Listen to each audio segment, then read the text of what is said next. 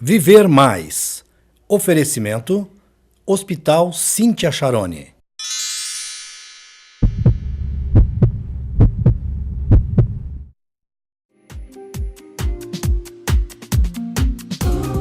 Olá, gente! Começando o nosso Viver Mais, o nosso programa sobre envelhecimento saudável e que inclui várias coisas e várias dicas de como envelhecer bem.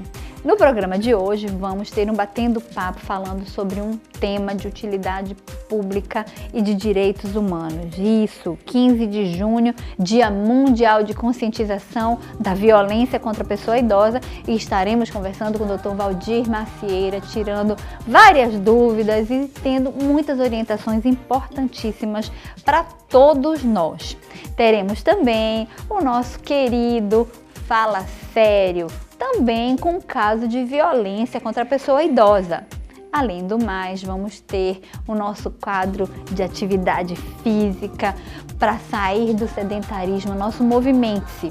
Mas também vamos ter uma matéria importantíssima e esclarecedora sobre direito da pessoa idosa, principalmente falando sobre a violência contra a pessoa idosa. Vamos lá, nosso Viver Mais está só começando.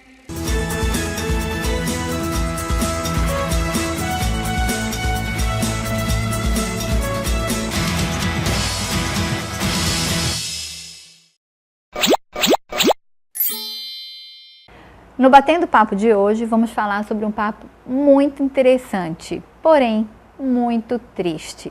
Vamos falar sobre a violência contra os idosos. Pois é, 15 de junho, Dia Mundial de Conscientização da Violência contra a Pessoa Idosa. E, de acordo com dados do Disque Denúncia, do Disque 100, que é um órgão do governo federal de ouvidoria, houve um aumento de cerca de 20% de violência contra a pessoa idosa. Hoje, nós estaremos conversando com uma pessoa maravilhosa que nos ajuda muito e nos apoia muito e sempre nos direciona quando tudo que diz respeito à pessoa idosa chega até nós. Estamos falando do nosso querido promotor de justiça que cuida da pessoa idosa, da pessoa com deficiência, Dr. Valdir Macieira, mestre pela UNB em Direitos Humanos. É uma honra e uma satisfação tê-lo aqui conosco. Dr. Valdir, muito obrigada por tudo, por sempre estar nos respondendo, por sempre estar nos auxiliando. O senhor é fantástico. Muito obrigada, viu?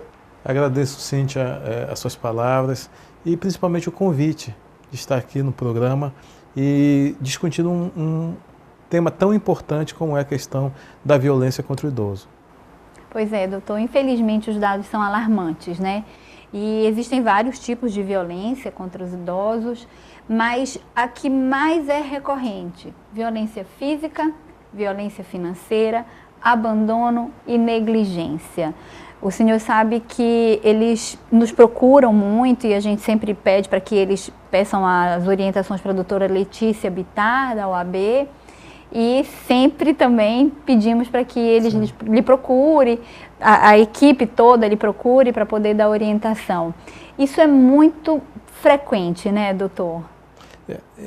Os dados estatísticos demonstram realmente esse aumento, mas, ao mesmo tempo, nos mostram que também existe uma maior conscientização da população idosa em recorrer aos órgãos de defesa, né? Então, ao mesmo tempo que esses dados eles são alarmantes, mas você também olhando de outro ponto de vista, também verifica que essas pessoas que são vítimas dessas violências têm procurado, né, com uma maior escala, os órgãos de defesa para garantir os seus direitos, né? Então isso também tem o seu lado negativo, mas também tem o seu lado positivo em relação, inclusive, ao dia, a de conscientização da violência, no momento em que há maior incidência também de procedimentos para coibir ou atenuar essa violência contra as pessoas na terceira idade.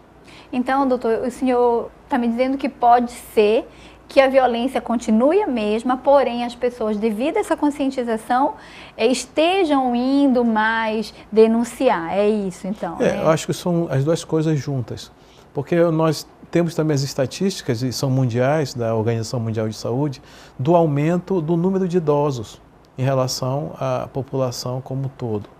Então, nós temos uma previsão aí para 2030 de que a população idosa, isso no Brasil, né, tenha um incremento aí. Hoje nós temos uma média de 10 a 12% da população com mais de 60 anos, né, no Brasil, que isso em 2030 chegue a 15%.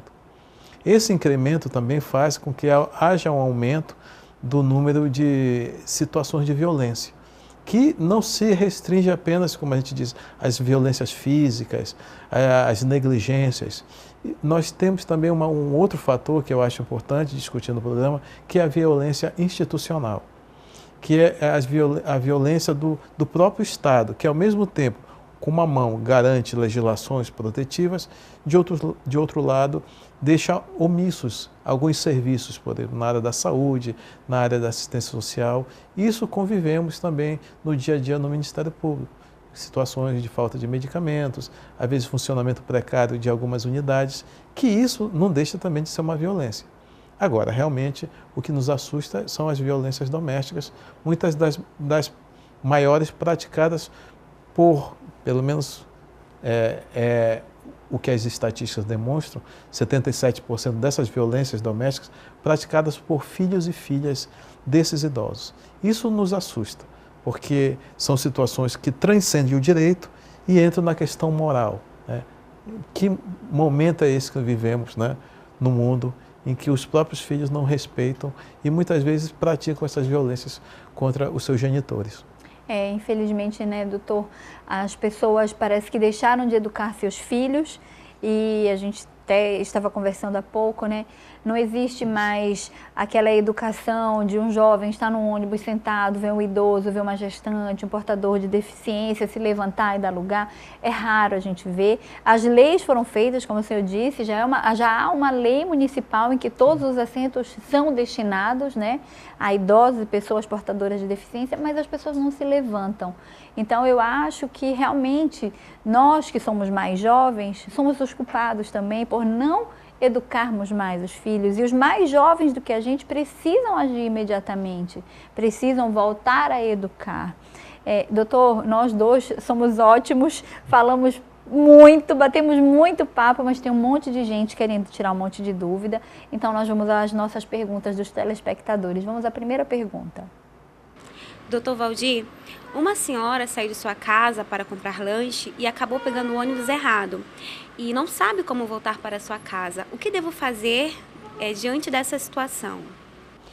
Isso é muito importante, essas informações, porque nós temos alguns telefones de emergência, né? Nós temos o 190 para situações realmente de flagrante, de urgência e emergência, e os 181 para essas situações, a fim de que, através desse telefone, se provoque os órgãos responsáveis, inclusive para dar apoio assistencial a essa idosa, como nós temos aqui em Belém a FUNPAPA e nos municípios as secretarias de assistência social.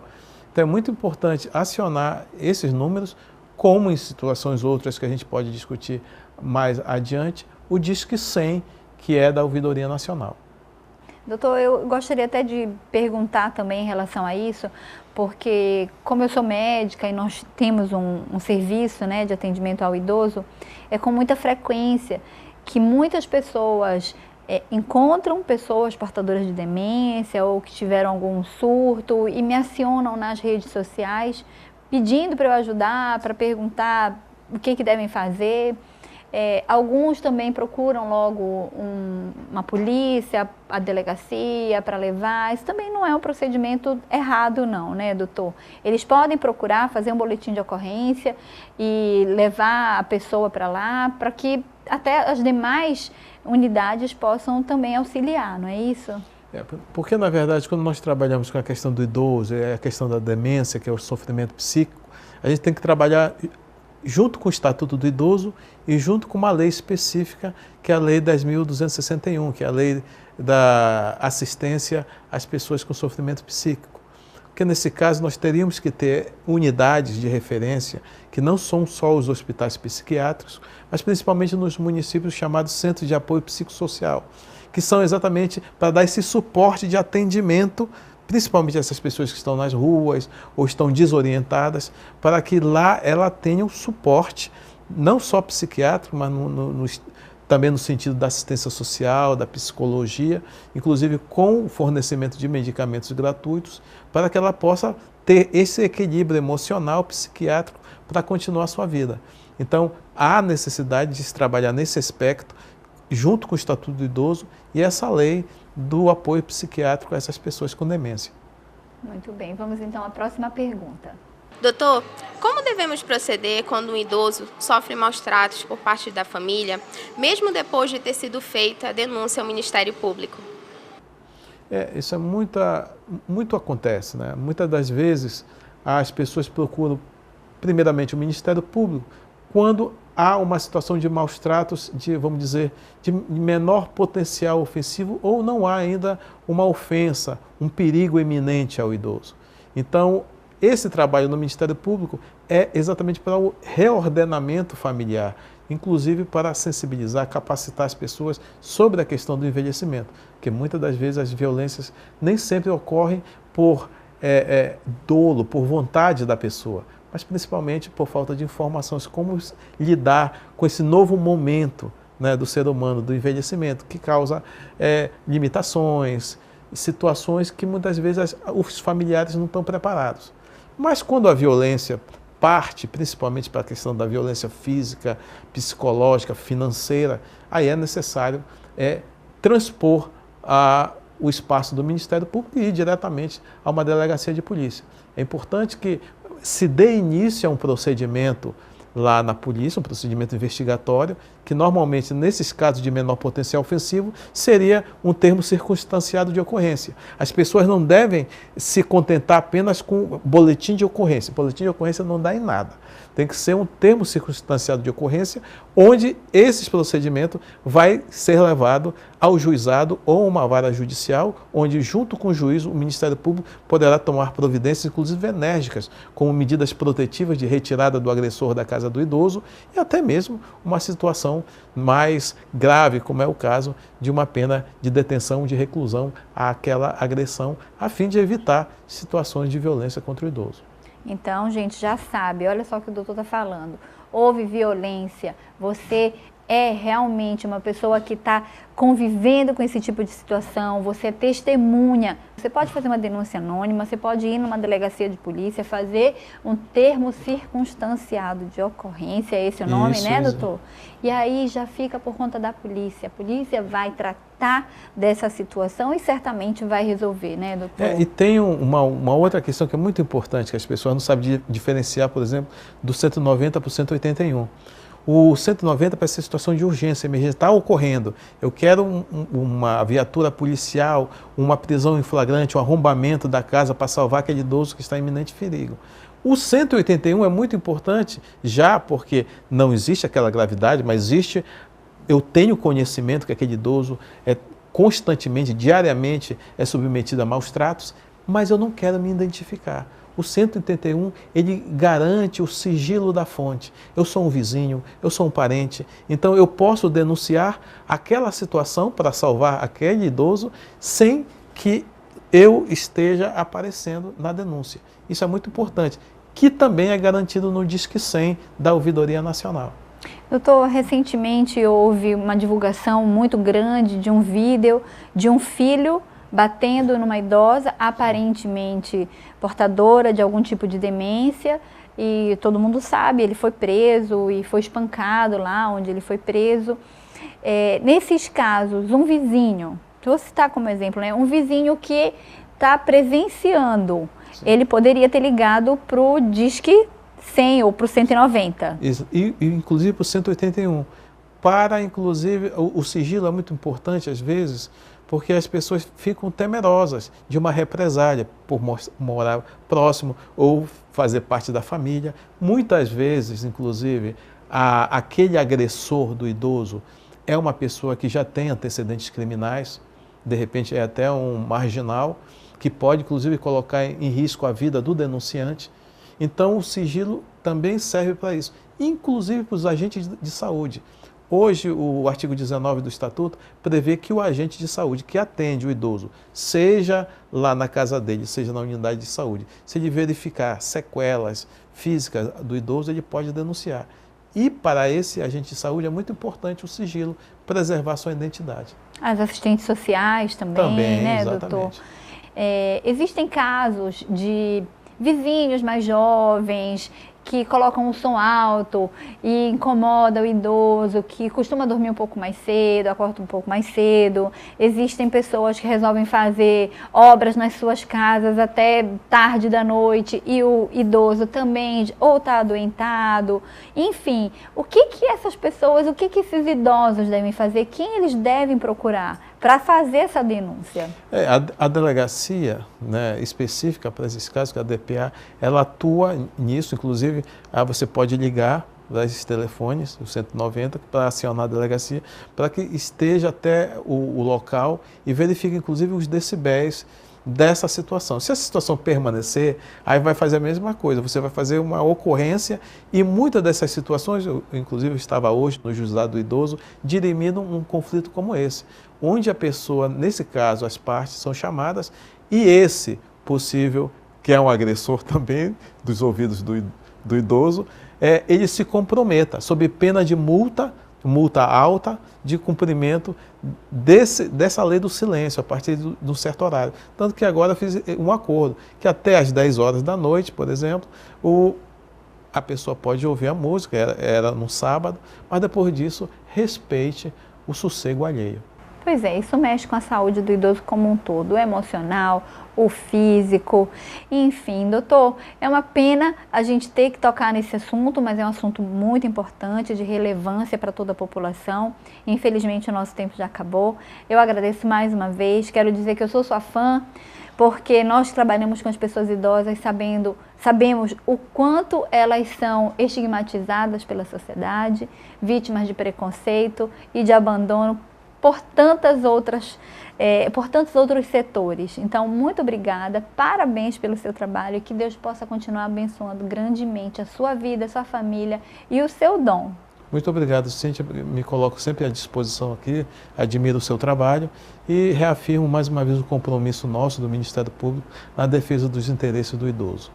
Gente, é isso. Muito interessante. Qualquer dúvida, temos lá a doutora Letícia Bittar, na OAB, presidindo a seção dos direitos da pessoa idosa, temos o Conselho Estadual com a doutora Valquíria, Conselho Municipal com o seu Gregory, temos o Ministério Público com o doutor Valdir, Delegacia do Idoso. Fique atento, ninguém tem direito de tratar mal você, de fazer ou praticar uma violência, nem com o idoso e nem com ninguém. Direitos humanos para todos. E agora nós vamos assistir uma matéria com Emmanuel Freitas sobre todos os tipos de violência contra a pessoa idosa.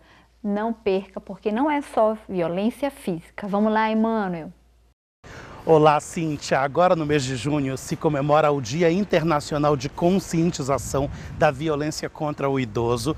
E conversando com a Lucileia Santos, que é assistente social da Delegacia de Proteção ao Idoso, ela está me explicando a diferença da prática dos crimes contra o idoso de forma consciente e inconsciente. Às vezes a família pratica um crime contra o idoso e não sabe que está realmente praticando um crime, não é isso, Lucileia?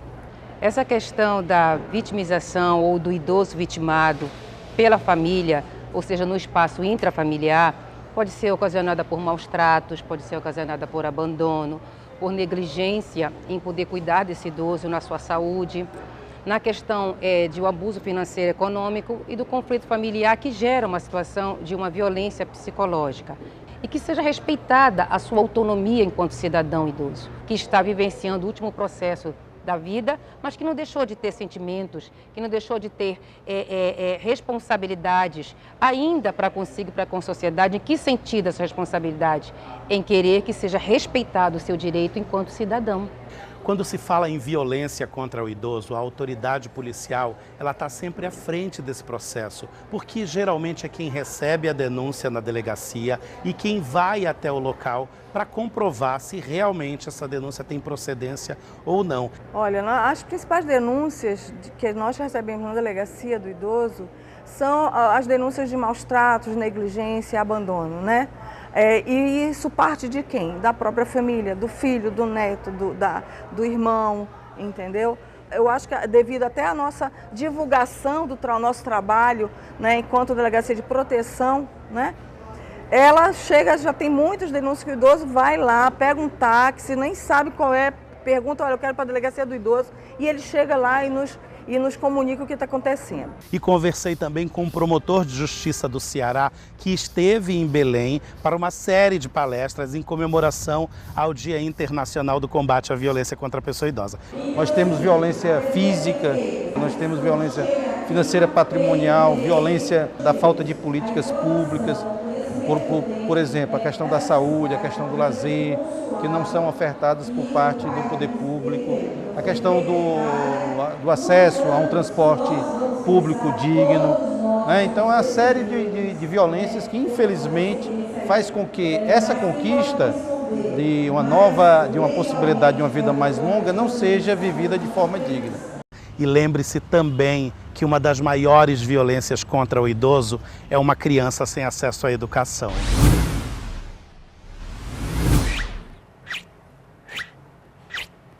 Facinho, né? Não, não é tão facinho assim não, gente. Quando a gente completa uma certa idade, não é fácil fazer nenhum movimento. Então, para isso, a gente precisa preparar a musculatura para envelhecer. Precisamos fazer as atividades para ficar tudo durinho e a gente fazer tudo que a gente quer.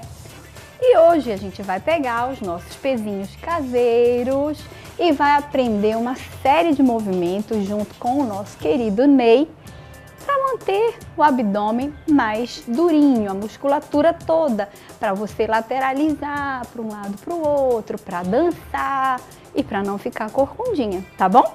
Vamos lá, Ney? Entra aqui, vamos ensinar, né, querido? Sim, o que você vai ensinar hoje, Ney? Então, hoje a gente tem um exercício voltado, como você falou, para músculos estabilizadores. Então, o comum do idoso que tem se tornado prática é ir no supermercado, carregar a sacolinha dele, né, de compras. E aí o exercício vem nesse sentido, de fortalecer a musculatura estabilizadora do corpo, especificamente o músculo chamado quadrado lombar, e também protege dele da anteriorização do tronco, né? Fortalecendo a lombar e evitando possíveis dores, né, nessa região. E é isso aí. Vamos lá, dona Arminda? Vamos lá, Douglas? Vamos ao Movimente-se com o Ney.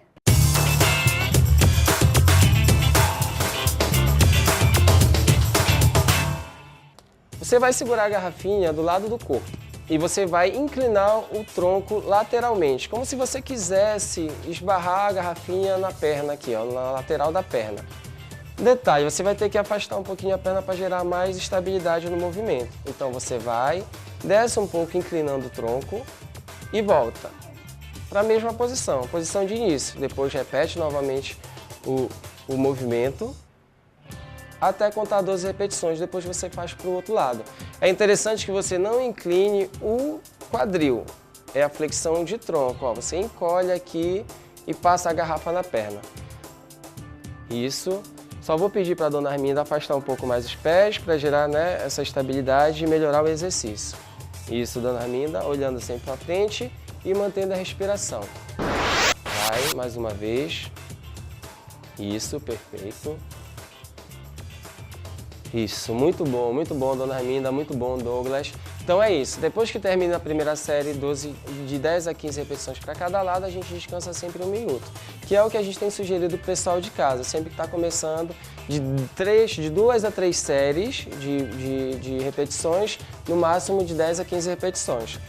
Então, gente, muito fácil o exercício, dá para o pessoal de casa realizar tranquilamente. Ah, perfeito. Então, gente, foi isso mais um movimento, um exercício fácil para você realizar e adicionar ao programa de exercício que a gente vem passando para vocês. Movimente-se, não fique parados. O nosso Fala Sério de hoje vai mostrar para você artigos no Estatuto do Idoso que falam sobre violência contra o idoso. Você não pode permitir que ninguém, absolutamente ninguém, tome nenhum tipo de atitude que torne-se violência. Vamos lá, vamos assistir juntos.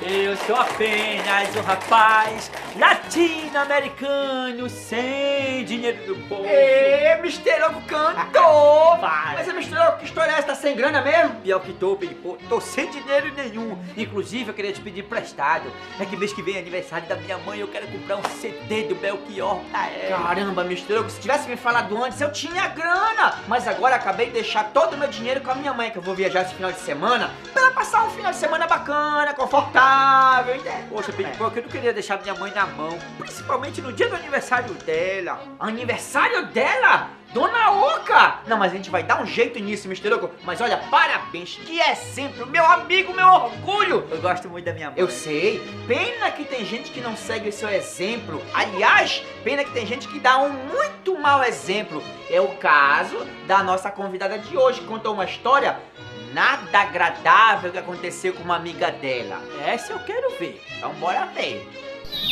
Meu nome é Estela, tenho 70 anos e já sou aposentada. Eu tenho uma amiga, eu vim aqui até contar essa história para vocês, que é um pouco triste. Ela é aposentada, igual a mim, né? E ela tem um filho que recebe o dinheiro dela todos os meses no banco, mas não entrega para ela o dinheiro. Até mesmo outro dia ele chegou com um papel para ela assinar. E ela assinou, coitada, sem saber o que estava assinando.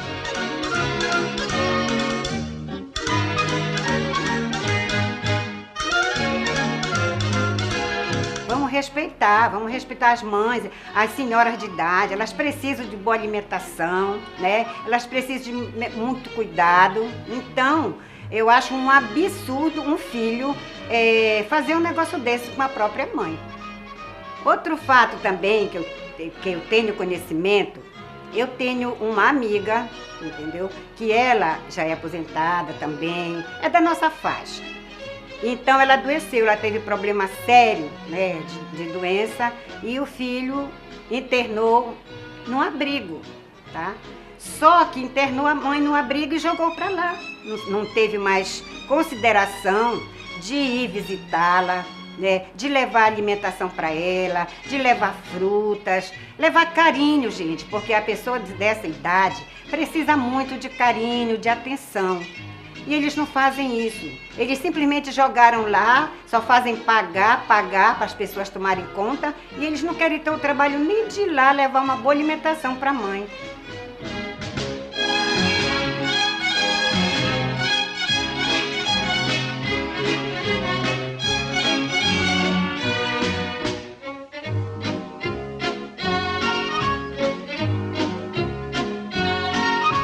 Isso é coisa que se faça com uma mãe, com um pai. Gente, por favor, vamos ter mais respeito pelas pessoas de idade, principalmente pelos nossos pais, né?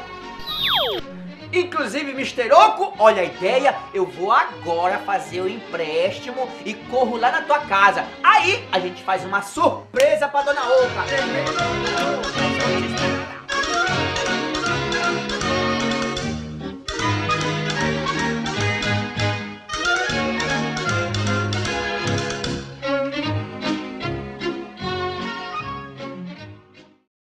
Muito obrigada, Dona Estela, por nos trazer esses dois casos verídicos, porém muito tristes. Pois é, gente, dois tipos de violência, abandono e violência financeira. Está na hora de acabar isso. Vamos respeitar os nossos idosos, vamos respeitar os nossos pais, nossos avós, direitos humanos para todos. De novo eu falando isso, vamos respeitar.